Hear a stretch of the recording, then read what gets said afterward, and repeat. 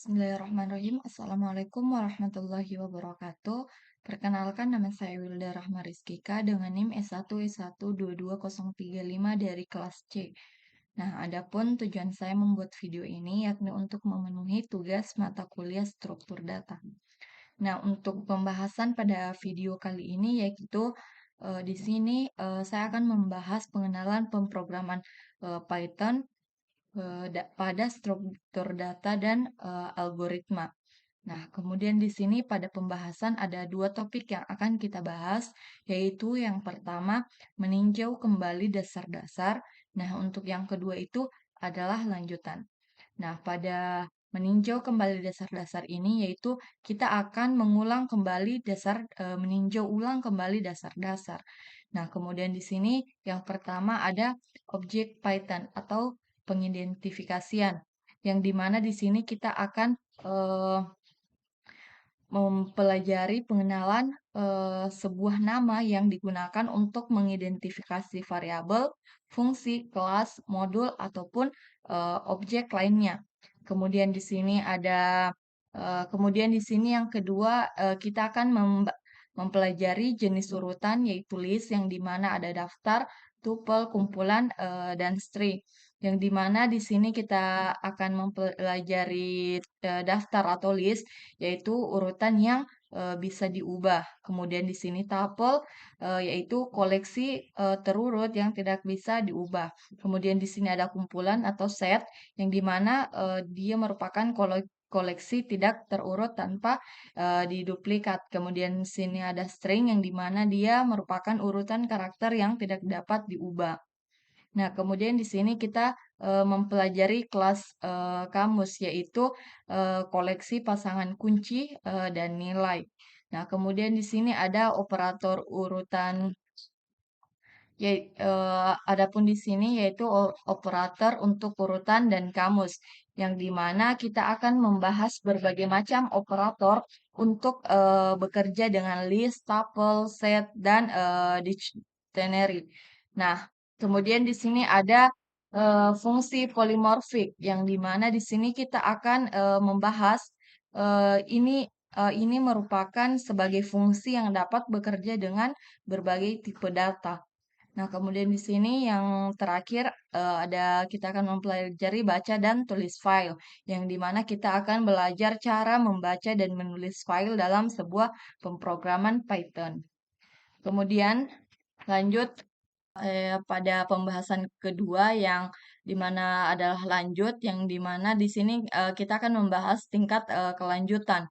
Yang pertama adalah penanganan pengecualian, yang dimana maksudnya ini adalah bagaimana kita akan mengubah kesalahan dan situasi eh, yang tidak terduga dalam pemrograman. Nah, kemudian di sini ada iterator dan generator, yang dimana di sini maksudnya bagaimana cara kita mengkonversikan untuk mengelola dan menghasilkan urutan data pada iterator dan generator. Kemudian di sini ada kenyamanan Python, yang dimana di sini kita akan pelajari kemudahan Python, yakni bagaimana sebuah fitur yang dibuat menggunakan Python mudah untuk digunakan dan dipelajari. Nah, kemudian di sini ada cakupan dan ruang nama, yang dimana di sini kita akan mempelajari bagaimana sebuah variabel dan fungsi itu dikelola dalam berbagai eh, bagian pemrograman. Nah, ini merupakan topik-topik yang akan kita pelajari dalam pengenalan pemrograman Python. Nah, kemudian di sini kita masuk pada perkenalan, yaitu yang pertama di sini apa itu Python. Nah, di sini ini adalah sebuah ditafsirkan bahasa pemrograman yang dirancang untuk keterbacaan tinggi dan pembuatan prototipe lebih cepat yang mengarah pada pengembangan perangkat lunak siap produksi. Nah, kemudian di sini selanjutnya mengapa Python? Nah, di sini jawabannya karena Python pada berbagai platform, maksudnya di sini Python dapat bekerja pada berbagai platform, misalnya pada Windows, Linux, Mac, dan lain-lain. Nah, kemudian di sini pada Python sintaks sederhana mirip dengan bahasa Inggris. Nah, kemudian maksudnya ini sintaks-sintaks pada pemrograman Python itu mirip dengan bahasa Inggris. Nah, kemudian selanjutnya menulis pemrograman dengan baris yang lebih sedikit dibandingkan bahasa pemrograman lainnya. Maksudnya pada pemrograman Python Python menggunakan menulis pemrogramannya itu dengan baris yang lebih sedikit dibandingkan dengan bahasa pemrograman yang lain. Nah, kemudian di sini berjalan pada juru bahasa. Maksudnya kode dengan dapat dieksekusi segera setelah tulisan. Nah, kemudian di sini selanjutnya yaitu senang mengetahuinya.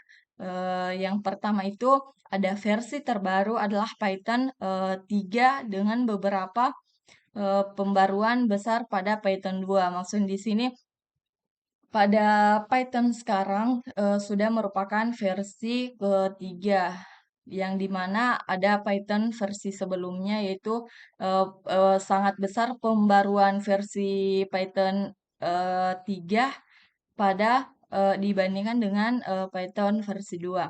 Kemudian di sini IDE, PyCharm, Eclipse, Jupyter.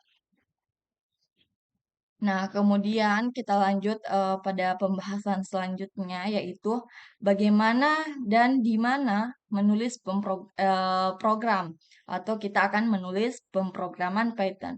Nah, kemudian di sini jawabannya yang pertama itu kode dapat dieksekusi secara online di Google Colab. Jadi di sini itu pada Eee, bagaimana dan di mana menulis pemrograman Python itu ada banyak, salah satunya itu di sini yang diterapkan, jika kita ingin, melakukan secara online yaitu di Google Colab.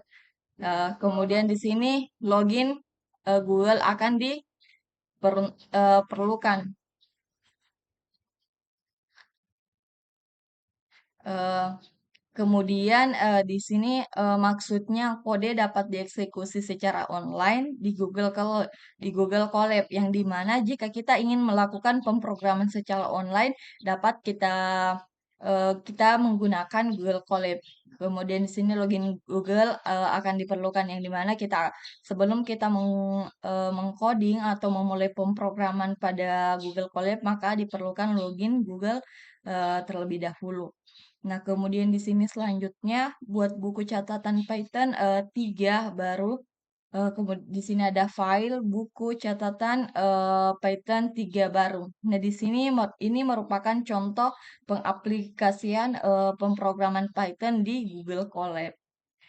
Nah, kemudian di sini yang ketiga contoh lembar pemrograman disediakan untuk referensi di sini. Nah, kemudian pada pengaplikasian kali ini saya akan menggunakan Visual Studio Code yang bisa dilakukan secara offline tanpa memerlukan sambungan dari internet. Nah, kemudian di sini kembali kita ke yang keempat, kami akan menggunakan Jupyter untuk menulis pemrograman. Nah, yang kelima, pelajari tutorial Google Colab untuk memahami lebih lanjut tentang penggunaannya. Maksudnya itu kita diminta untuk mempelajari tutorial cara penggunaan Google Colab untuk memahami lebih lanjut tentang penggunaannya. Kemudian di sini Anda juga dapat menulis kode Anda di AD Python lainnya. Nah, ini maksudnya ada berbagai macam tempat yang dapat kita gunakan. Nah, yang dimana salah satunya Visual Studio Code, eh, kita dapat menggunakan aplikasi tersebut untuk melakukan pemrograman Python. Nah, kemudian di sini kita masuk pada selanjutnya pengenalan Python, yang dimana yang pertama sebuah ditafsirkan bahasa pemrograman. Nah, kemudian di sini pengenalan yang kedua itu tanda pagar digunakan untuk menyisipkan komentar. Nah, langsung saja di sini kita praktekkan.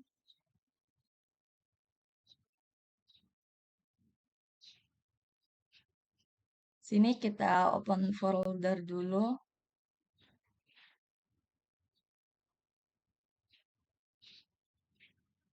Di sini saya klik yang Python 1.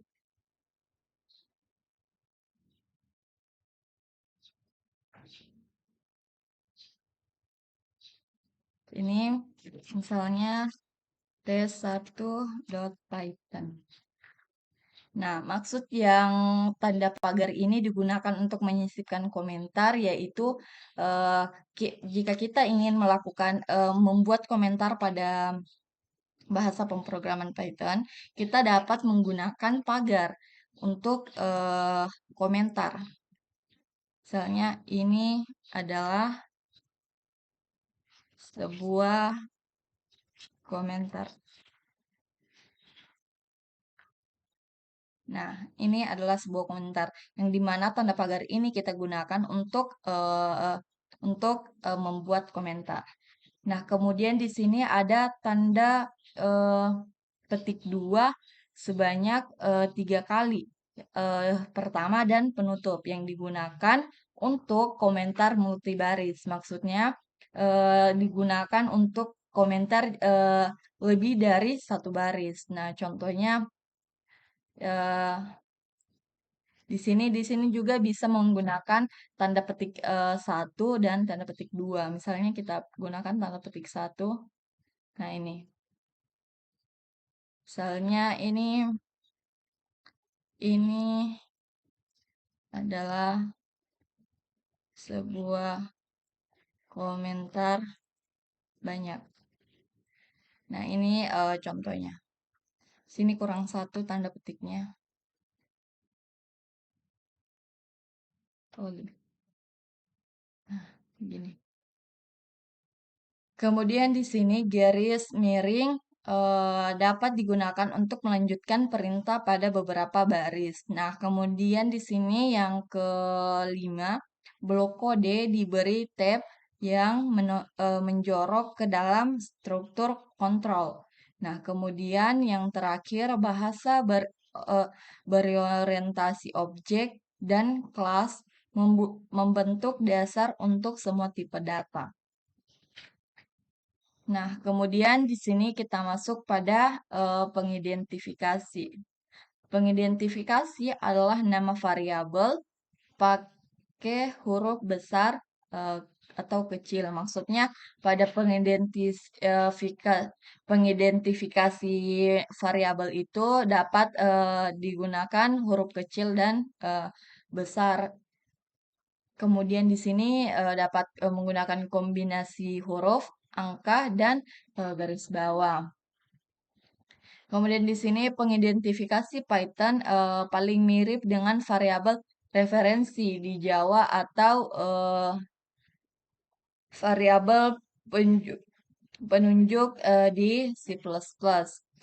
Setiap pengidentifikasi secara implisit dikaitkan dengan alamat memori dari objek yang dirujuk. Nah, kemudian selanjutnya di sini Python adalah diketik secara dinamis atau bahasa karena tidak ada deklarasi awal yang mengingatkan pengidentifikasian dan tipe data tertentu.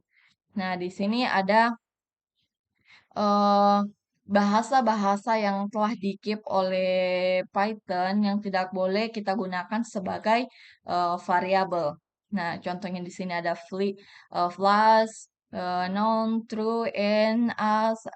Ini adalah semua variabel, semua kata yang tidak boleh digunakan untuk membuat variabel karena ini sudah di-keep atau digunakan, ini sudah merupakan bahasa Python. Nah, kemudian di sini kita masuk bagaimana cara kita membuat dan menggunakan objek. Nah, di sini ada membuat sintaks kelas baru. Nah, contohnya di sini kita membuat variabel misalnya variabel A yang dimana nilainya itu misalnya 55. Nah, kemudian Python literal untuk menunjukkan satu objek baru. Nah, ini merupakan variabel atau objek yang dimana pada objek A ini memiliki nilai sebanyak 55. Nah, kemudian di sini Python mendukung berbagai cara memanggil metode alias salah, maaf, Kemudian di sini alias menugaskan pengidentifikasian kedua ke objek yang sudah ada. Misalnya pada objek ini yang sudah ada, kemudian kita ingin membuat alias atau menugaskan pengidentifikasian. Di sini misalnya kita buat objek B atau variabel B, yang dimana di sini kita panggil si A ini. Nah, kemudian kita print, kita panggil keluarannya, yaitu B. Yang dimana jika saya jalankan maka hasilnya itu tetap A. Mengapa? Karena B di sini sudah dijelaskan B itu sama dengan A. Yang dimana nilai A-nya itu adalah 55. Sini. Nah, ini hasilnya adalah 55. Kemudian di sini Python mendukung berbagai cara memanggil metode yang dimana di sini ada metode sort data, panggilan standar ke metode atau fungsi. Kemudian di sini ada metode data sort atau fungsi anggota. Nah, kemudian selanjutnya di sini kita masuk pada jenis metode, yang dimana yang pertama pengakses mengembalikan informasi tentang keadaan suatu objek, tetapi tidak mengubah keadaan. Nah, di sini ada contohnya, kemudian di sini ada mutator atau pembaruan metode pengubah suatu objek. Di sini ada contohnya aksesor atau pengakses, yaitu yang dimana di sini merupakan aksesor. Nah, kemudian mutatornya di sini adalah contoh dari mutator. Nah, kemudian di sini ada sebuah kelas adalah kekal jika setiap objek dari kelas tersebut memiliki nilai tetap pada saat identitas si identitasi yang selanjutnya tidak dapat diubah. Dan di sini ada contohnya kelas float, integer, boolean, dan string.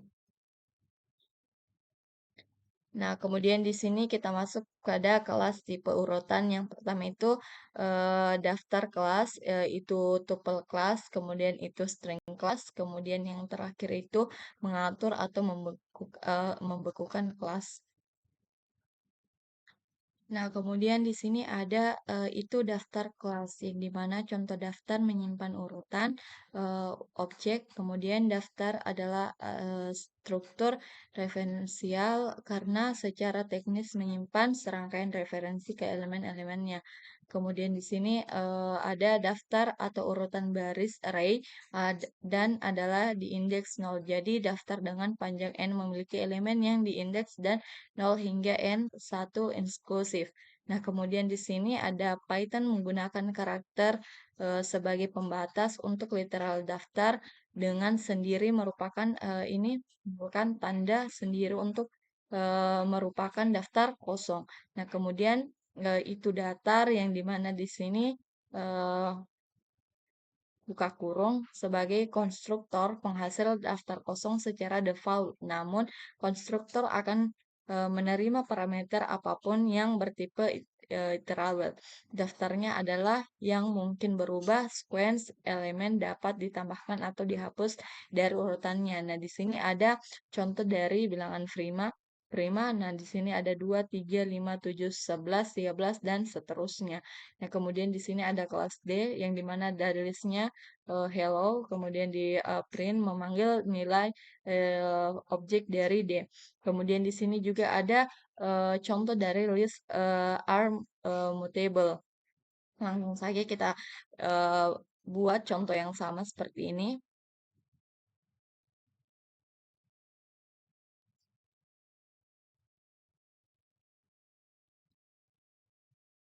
Ya, kemudian di sini misalnya kita buat variable D sama dengan list. Kemudian di sini kita pakai penggunaan yang ini tadi, yang ini. Kemudian kita isikan misalnya, halo, saya adalah Wilda. Kemudian di sini kita print nilai dari D. Kemudian kita jalankan. Nah, ini adalah list yang dimana setiap huruf akan membuatkan spasi nih. Contohnya H, A, L, L, O. dan di sini ada spasinya karena saya menggunakan spasi. Nah, dan seterusnya. Nah, kemudian di sini ada list mutable yang dimana di sini kita dapat menambah contoh append, remove, dan insert. Nah, selanjutnya di sini kita masuk pada itu tuple kelas yang dimana sebuah kelas versi suatu urutan itu tidak bisa diubah elemen tidak dapat ditambah ke atau dihapus dari urutannya. Nah, ini merupakan tipe tupelnya sini. Kemudian di sini tanda kurung ini membatasi sebuah tupel dengan tanda kurung menjadi tupel kosong. Nah, contohnya itu seperti ini. Kemudian di sini untuk menyatakan tupel dengan panjang satu sebagai iteral, koma harus ditempatkan setelah elemen namun di dalam tanda kurung misalnya 17 adalah tupel satu elemen. Nah, di sini juga ada contohnya, bisa kita praktekkan. Misalnya di sini tupel R-mutable, misalnya A sama dengan di sini kita isikan 2, 3, 4, 5. 5. Kemudian di sini kita masuk penggunaan eh, titik append.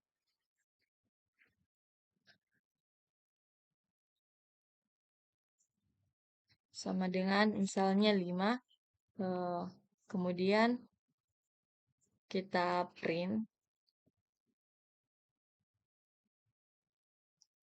eh, print nilai dari A-nya. Kita jalankan. Di sini ada kesalahan. Sini scroll.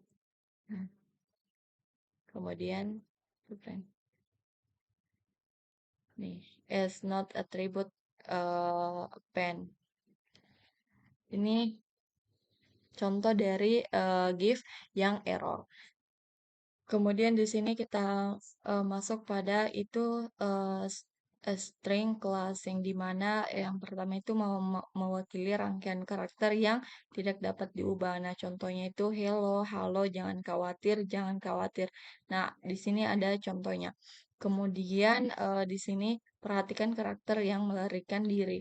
Nah, kemudian selanjutnya yang ketiga karakter Unicode juga dapat disertakan misalnya 20U, 20C untuk string 20.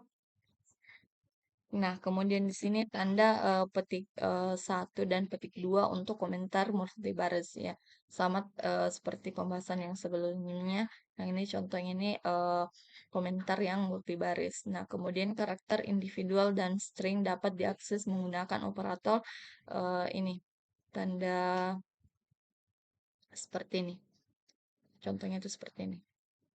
Nah, kemudian itu selanjutnya kita masuk pada itu menggunakan dan set beku kelas yang dimana itu mengatur kelas mewakili pengertian matematika tentang himpunan yaitu kumpulan elemen tanpa duplikat dan tanpa urutan yang melekat pada elemen tersebut.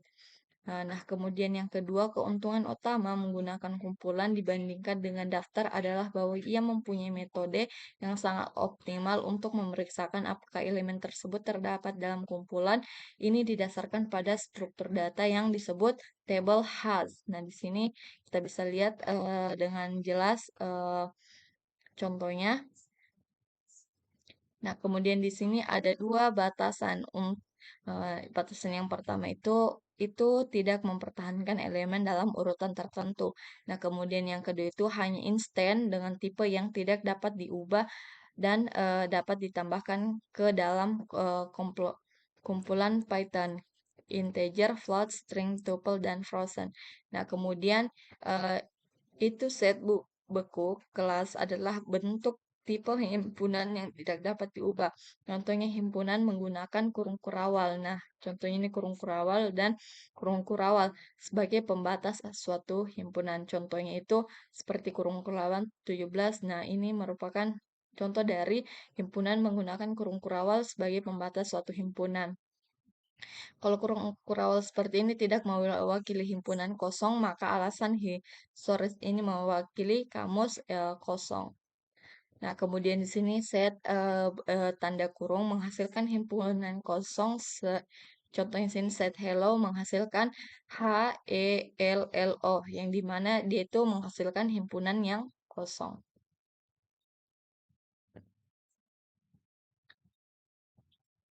Nah, kemudian di sini selanjutnya itu dikatakan dikte kelas, yang dimana mewakili a kamus atau a pemetaan dari sekumpulan kunci berbeda ke nilai terkait. Literal kamus juga menggunakan kurung kurawal. Nah, contohnya itu seperti ini. Sini menggunakan kurung kurawal. Bentuk literal kurung kurawal menghasilkan kamus yang kosong. Nah, kemudian di sini konstruktor untuk kelas D menerima pemetaan dari yang ada sebagai parameter. Kemudian alternatifnya konstruktor menerima rangkaian pasangan nilai kunci sebagai parameter seperti pada DICPERS. Nah, di sini ada contohnya.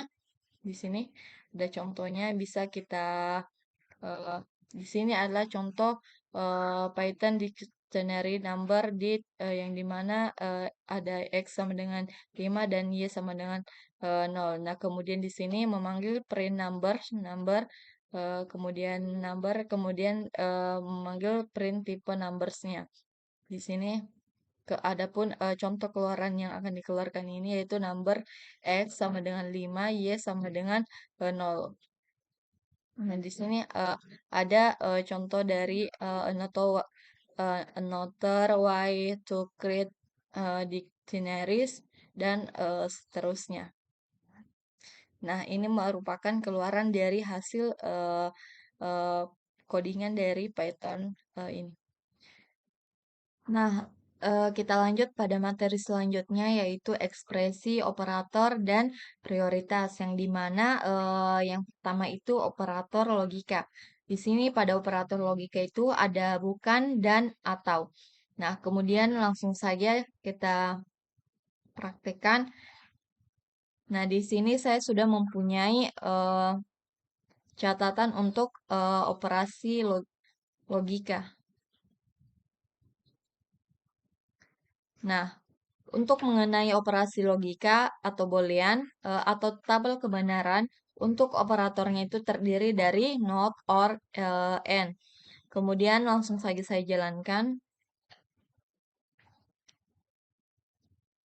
Nah, di sini ada variabel A bernilai false, kemudian variabel B bernilai true, kemudian variabel C not untuk variabel A. Nah, hasilnya adalah di sini pada variabel B yaitu not. Kemudian untuk variabel C-nya itu adalah true. Yang dimana ketika nilai boolean yang telah kita tetapkan sebagai variabel apabila dinotkan maka itu akan berubah. Kemudian di sini untuk OR ada dua catatan, yang dimana jika salah satu true maka hasilnya adalah true, dan jika sebuah nilai false maka hasilnya adalah false.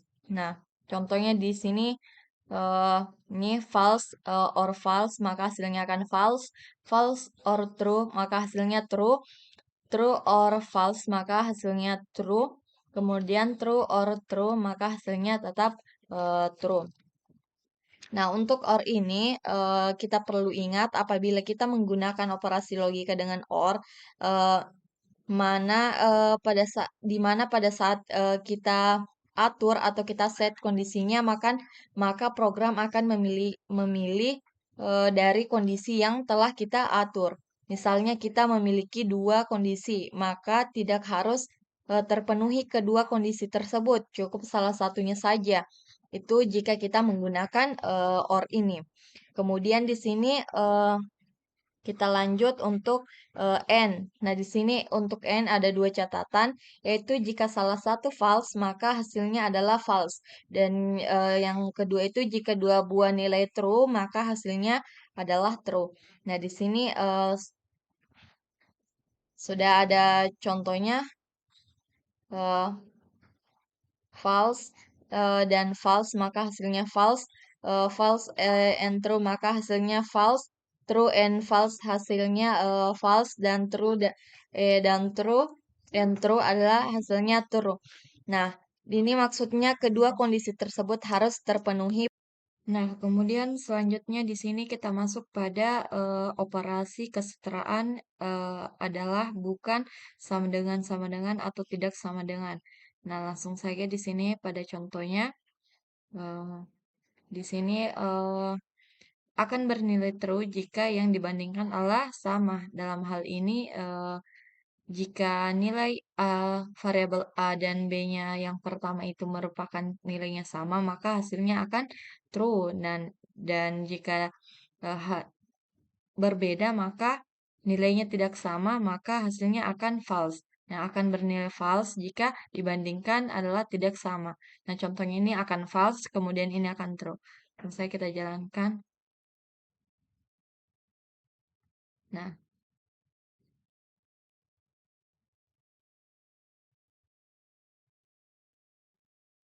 Nah, dia di sini bernilai true karena nilainya itu sama. Di sini dia bernilai false karena nilainya itu berbeda. Kemudian di sini kita masuk pada is not. Kemudian ada eh, pada is not dia akan bernilai true jika yang dibandingkan adalah tidak sama. Nah, contohnya itu begini. Hasilnya dari variabel A dan B ini nilainya sama, maka dia akan menghasilkan false. Tetapi jika nilainya yang berbeda, maka hasilnya akan true. Sesuai dengan penjelasan di sini akan bernilai true jika yang dibandingkan adalah tidak sama, dan akan bernilai false jika yang dibandingkan adalah sama.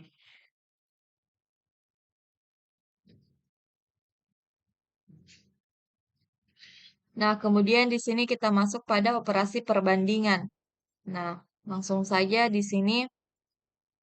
Eh, Operasi komparasi merupakan operasi yang digunakan untuk membandingkan nilai. Setiap hasil dari operasi komparasi adalah boolean, true atau false.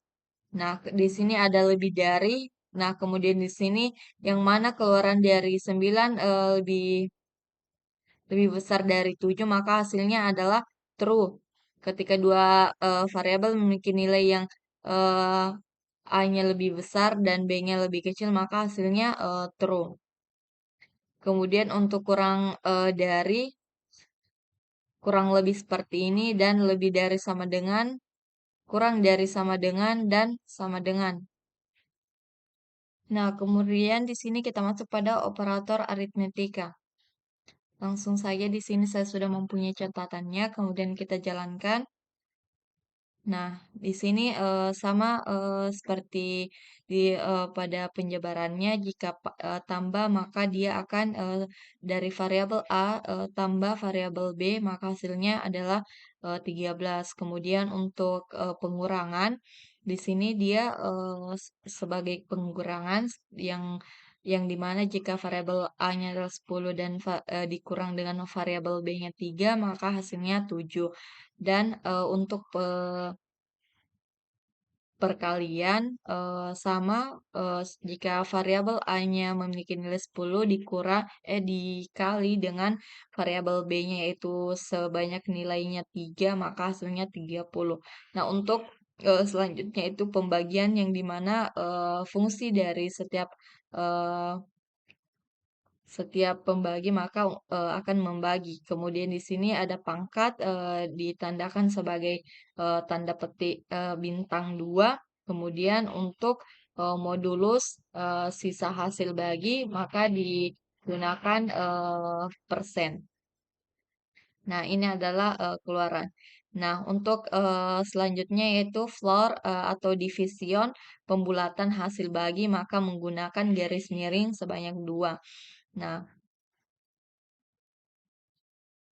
ini adalah salah satu cara pengaplikasian prioritas operasi dalam kurung, pangkat, perkalian, pembagian, modul, dan for division, pertambahan, dan pengurangan.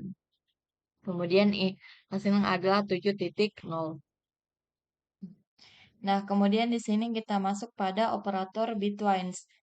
Nah, kemudian di sini kita masuk pada catatan saya, yaitu untuk operator bitwise. Nah, sebelumnya itu kita harus tahu operator bit, bitwise disebut juga sebagai operator biner atau binary yang merupakan operasi yang masing-masing bit. Nah, kemudian langsung saya di sini kita jalankan.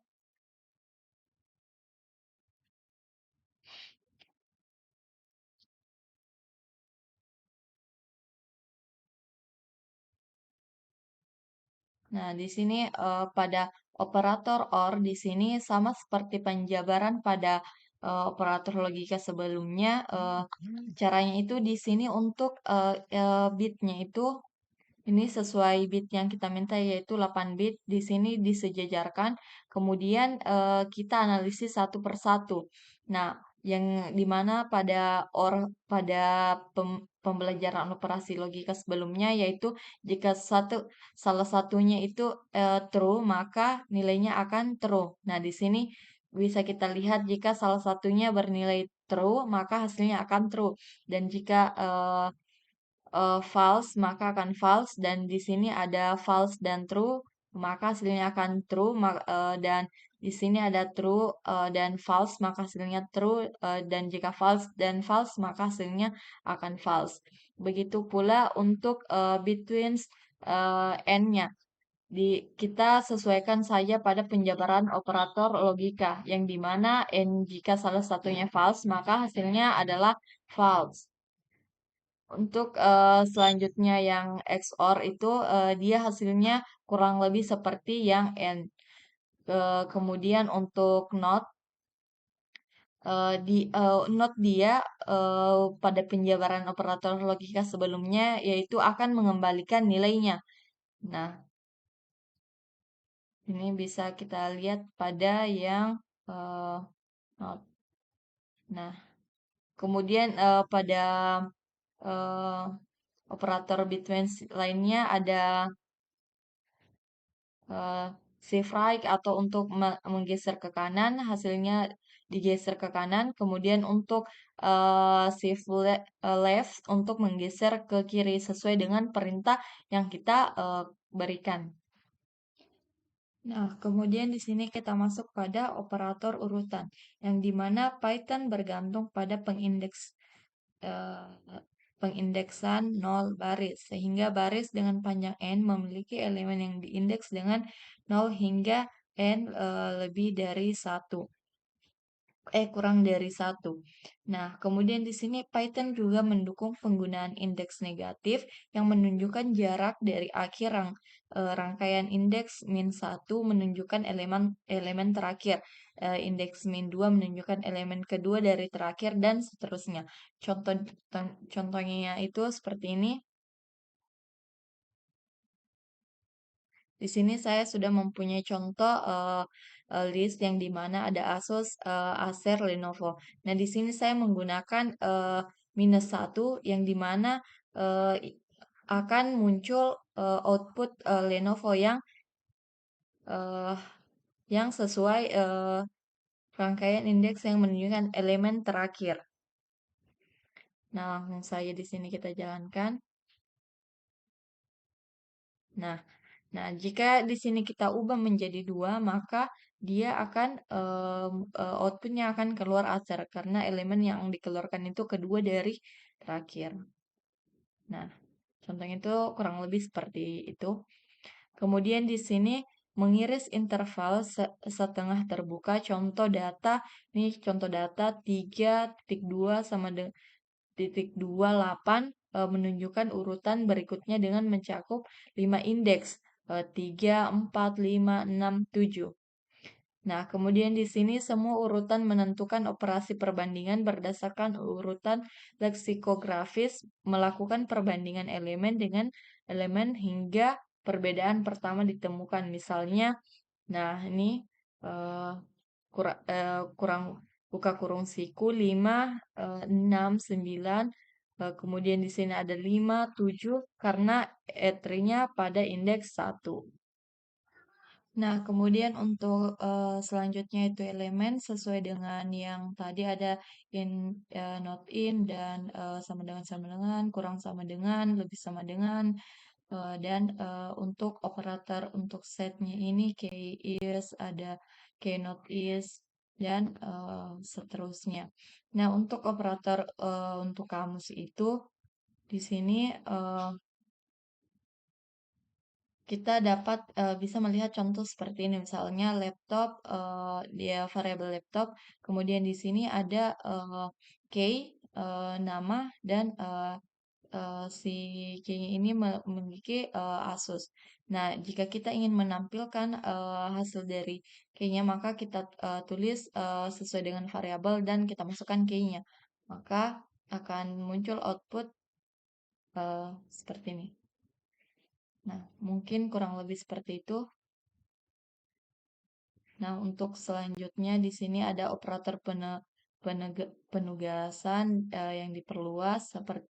Nah, kemudian di sini kita masuk pada prioritas operator yang dimana pada operator Python pada pemrograman Python mempunyai operator precedence yang dimana tipenya member access, simbolnya itu seperti ini XPR member, dan untuk function method kayak calls itu simbolnya itu X seperti ini, dan expression simbolnya itu bintang 2, untuk unary operation simbolnya itu seperti ini, dan seterusnya.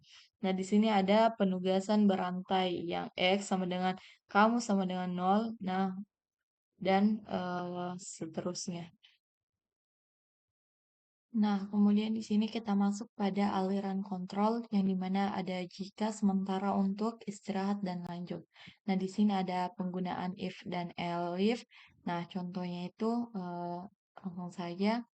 Contohnya itu seperti ini, yang dimana eh, maksudnya itu jika kondisi pertama tidak terpenuhi, maka blok kode yang dijalankan akan blok kode yang kedua, dan jika blok kode yang kedua itu tidak terpenuhi, maka yang dijalankan adalah dia akan meloncati atau melangkahi kondisi yang pertama, dan begitu pula seterusnya.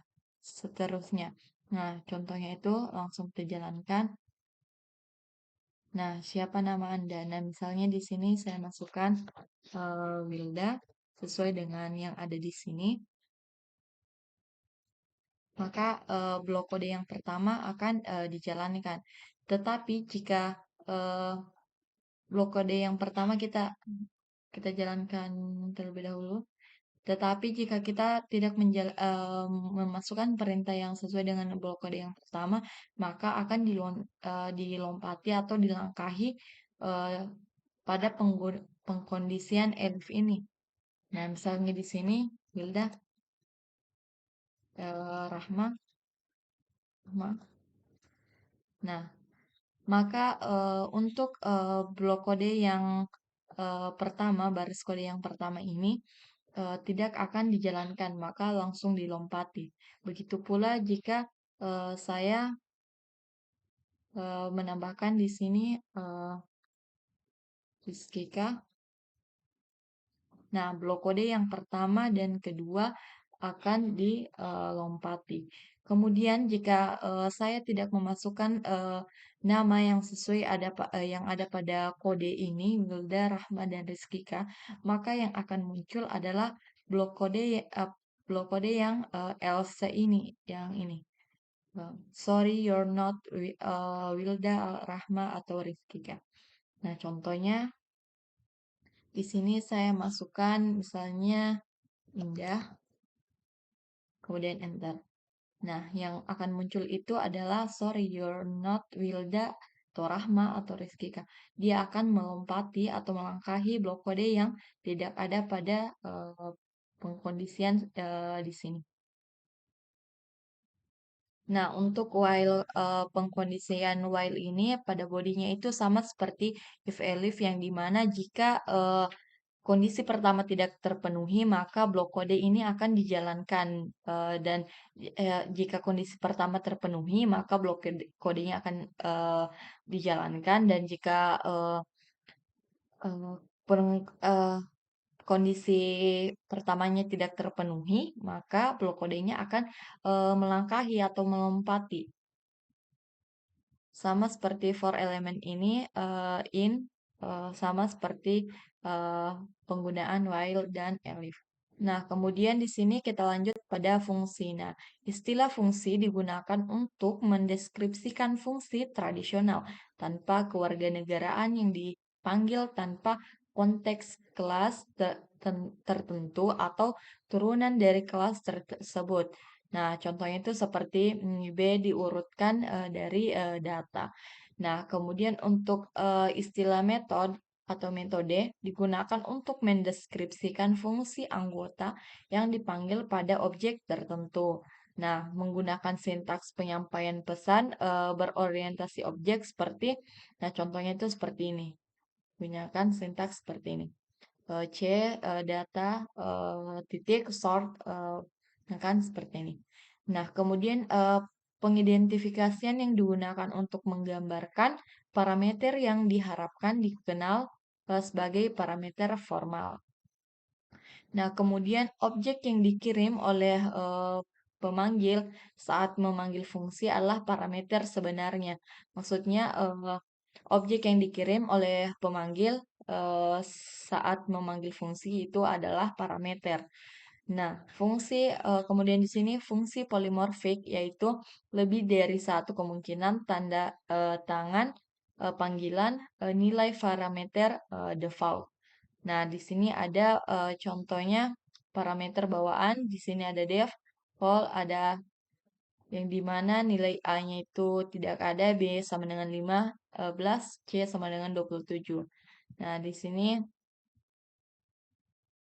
ada argumen posisi yang dimana vote-nya 5 akan eksekusikan vote A 5 sama dengan 5, B sama dengan 20, C sama dengan 30. Sedangkan untuk argumen kata kuncinya itu seperti ini. Vote C sama dengan 5 akan mengeksekusikan si vote yang dimana A-nya itu sama dengan 10, B-nya sama dengan 20, dan C-nya itu sama dengan 5. Bila def A, B sama dengan 5 dan C. Kemudian untuk di sini kita masuk pada masuk atau keluaran berkas. Nah, contohnya itu ada seperti ini, ada input dan output. Contoh yang pertamanya itu seperti kurang lebih seperti ini. Ada yang pada X sama dengan input something, kemudian print X-nya, nilai X-nya, print tipe X-nya. Nah, ini adalah merupakan contoh yang pertama, yang dimana masukkan dari keyboard, masukkan. Kemudian keluaran ke konsol print. Nah, kurang lebih seperti itu. Kemudian penanganan berkas. File adalah lokasi bernama pada disk yang digunakan untuk menyampaikan data secara permanen. Kemudian di sini ada operasi berikut dapat dilakukan pada file, misalnya buka file, membaca file, tutup file, dan tulis file. Nah, di sini ada contohnya seperti ini, kurang lebih seperti ini. Nah, kemudian di sini kita masuk pada perintah file I tunnel bawaannya yang dimana ada calling syntaxnya dan descriptionnya, yang dimana di sini adalah salah satu ABS AX, dimana deskripsinya itu return the absolute value of a number dan seterusnya. Nah, kemudian di sini ada penanganan pengecualian, yang dimana pengecualian adalah peristiwa yang terjadi selama eksekusi program yang menggunakan aliran normalnya. Nah, kemudian di sini ada penanganan pengecualian adalah proses penanganan error dan kesalahan runtime dengan baik. Nah, kemudian untuk penanganan pengecualian berikutnya, yaitu hal ini mencakup dua tugas utama, yaitu yang pertama lemparkan pengecualian yang sesuai atau naikkan eh, atau tegaskan, kemudian jalankan fungsi yang sesuai dengan menangkap pengecualian berikut. Misalnya di sini coba kecuali memblokir. Nah, kemudian di sini ada contoh untuk ajukan pengecualian. Nah, yang dimana di sini ada value yang error dan tipe yang error. Nah, kemudian di sini mencoba kedua blok. Kode yang mencurigakan dapat dimasukkan ke dalam blok coba dengan gunakan blok kecuali untuk menangani setiap jenis kesalahan yang berpotensi muncul dalam kode.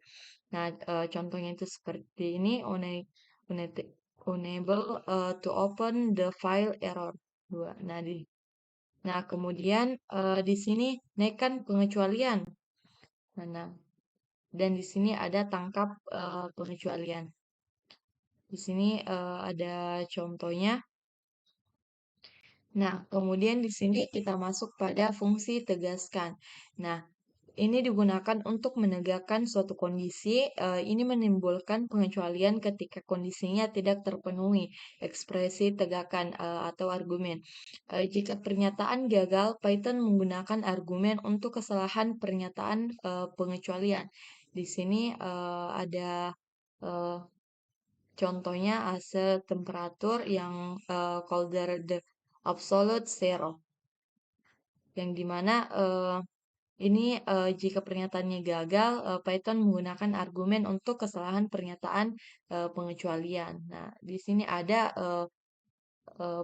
pernyataan pengecualian pernyataan gagal. Nah, kemudian di sini kita masuk pada jenis pengecualian umum. Nah, di sini ada kelas, ada exception, atribut error, error, dan di sini ada deskripsinya. Sesuai saja dengan jenis pengecualian umum. Kemudian di sini kita masuk pada iterator dan generator, yang dimana sama pembahasan sebelumnya, yaitu sebuah iterator adalah objek yang mengelola iterasi melalui serangkaian nilai. Nah, jika saya adalah sebuah iterator, setiap panggilan ke fungsi bawaan berikutnya saya menghasilkan elemen berikutnya dari rangkaian yang mendasari. Kemudian hentikan iterasi pengecualian dimunculkan untuk hentikan sebuah iterasi pengecualian dimunculkan untuk menunjukkan bahwa tidak ada elemen lebih lanjut. Kemudian sebuah dapat diubah adalah sebuah objek OBJ yang menghasilkan iteratur melalui sintaks misalnya seperti ini, iterat OBJ. Nah, untuk teknik yang paling mudah untuk membuat iterator dengan Python adalah melalui penggunaan generator.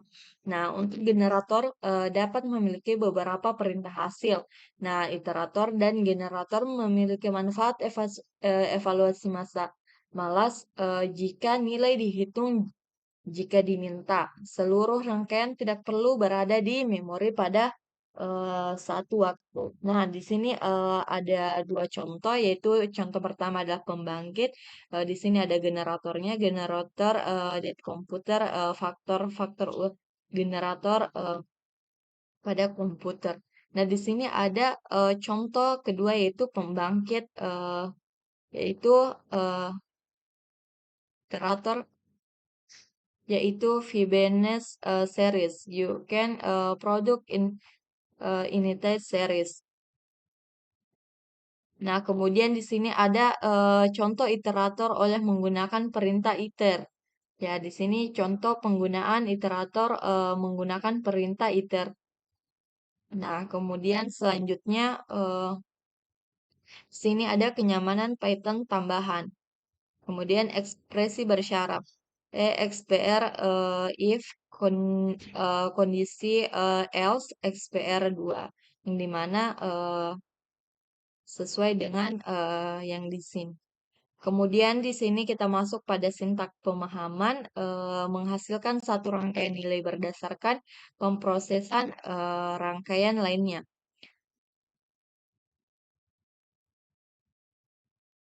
Nah, kemudian sintak pemahaman lanjutan, sintak generator sangat menarik ketika hasilnya tidak perlu disimpan dalam memori. Misalnya untuk menghitung jumlah n kotak pertama, sintaks generator total sama dengan sum untuk ke dalam rentang 1 n plus 1 lebih disukai daripada penggunaan pemahaman daftar yang dibuat secara eksplisit sebagai parameter. Nah, kemudian untuk mengemas dan membongkar urutan, pengemasan optimas jika serangkaian ekspresi yang dipisahkan koma diberikan dalam konteks yang lebih besar, ekspresi tersebut akan diperlukan sebagai satu tuple, meskipun tidak ada tanda kurung yang disertakan. Misalnya ini seperti ini, data ini 2468 yang dimana ditandai dengan tuple. Misalnya nih, 2468. Nah, kemudian salah satu kegunaan umum packingan dengan Python adalah kapan mengembalikan beberapa nilai dari suatu fungsi. Nah, misalnya return X, return Y. Untuk mengembalikan beberapa fungsi nilai dari suatu fungsi.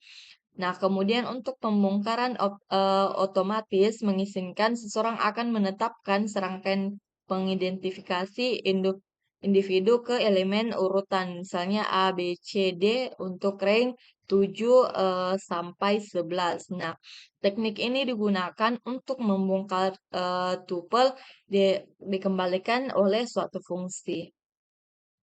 Nah, sintaks ini juga digunakan dalam konteks perulangan for ketika melakukan iterasi pada serangkaian iterable. iterable. Nah, untuk tugas serentak kombinasi peng- pengepakan dan pembongkaran otomatis. Nah, contohnya ini pertukaran nilai. Contoh yang pertama, eh, variable time J, yang dimana J sama dengan K sama dengan yang nilai K-nya itu memanggil temp, maka hasilnya itu J, K sama dengan K dan J. Nah, begitu pula dengan selanjutnya pada contoh yang kedua. Kemudian di sini cakupan dan ruang nama, yang dimana proses menentukan nilai yang terkait dengan pengidentifikasian dikenal sebagai resolusi nama, yang dimana setiap kali pengidentifikasi ditetapkan ke suatu nilai, definisi tersebut dibuat dengan A, spesifik cakupan, yang dimana penegasan tingkat atas biasanya dilakukan dalam apa yang disebut global cakupan. Nah, penugasan yang dibuat dalam isi fungsi biasanya memiliki cakupan lokal pada pemanggilan fungsi tersebut. Nah, setiap cakupan berbeda di Python direpresentasikan menggunakan abstraksi yang dikenal sebagai A, ruang atau ruang nama. Nah, kemudian objek kelas 1 adalah contoh tipe yang dapat ditetapkan ke pengidentifikasi diteruskan sebagai parameter atau dikembalikan oleh satu fungsi di Python. Fungsi dan kelas yang diperlukan sebagaimana kelas 1. Kemudian di sini kita masuk pada modul. Modul adalah kumpulan fungsi yang terkait erat dan kelas-kelas yang didefinisikan bersama dengan suatu file kode sumber yang dapat diimpor dari dalam satu program. Nah, kemudian di luar definisi bawaan distribusi Python standar mungkin mencakup puluhan ribu nilai, fungsi, dan kelas lain yang diatur dalam libera tambahan. Nah, contohnya itu seperti ini format impor bintang informat format impor psqrt. Nah, kemudian untuk modul baru dapat dibuat dengan memasukkan definisi yang relevan ke dalam file bernama dengan akhiran py. Nah, contohnya itu seperti P ini merupakan kode dari eh, definisi nama yang diimpor dari file Python. Kemudian di sini definisi tersebut dapat diimpor dengan file nama file .py lainnya dalam direktori proyek yang sama. Nah, kemudian di sini ada existing modules, yang dimana ada modules name-nya array, collection, copy, math, os, random, dan seterusnya yang kemudian ada deskripsinya.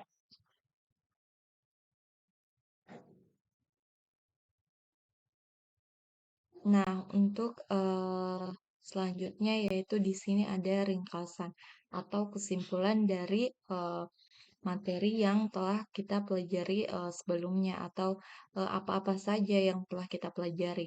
Nah, di sini adapun kita membahas topik-topik yang telah kita bahas yaitu membahas topik-topik yang diantaranya yang pertama itu pengantaran pemrograman Python, yaitu di sebelumnya saya menjelaskan tentang pengantar tentang pemrograman Python.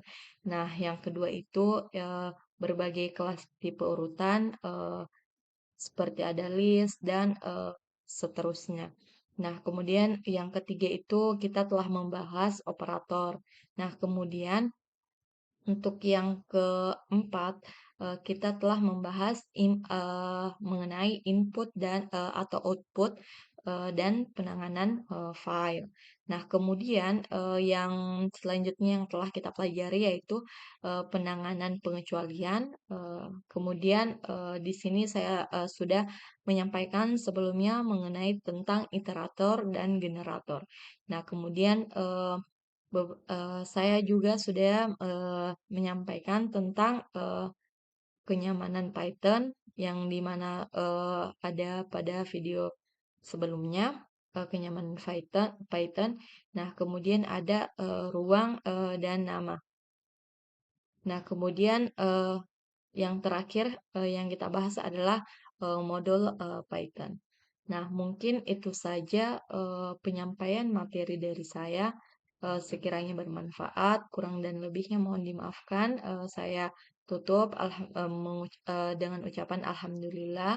Kurang dan lebihnya mohon dimaafkan. Saya Wilda Rahma Rizkika mengucapkan banyak terima kasih. Saya tutup. Wabillahi taufiq wal hidayah. Wassalamualaikum warahmatullahi wabarakatuh.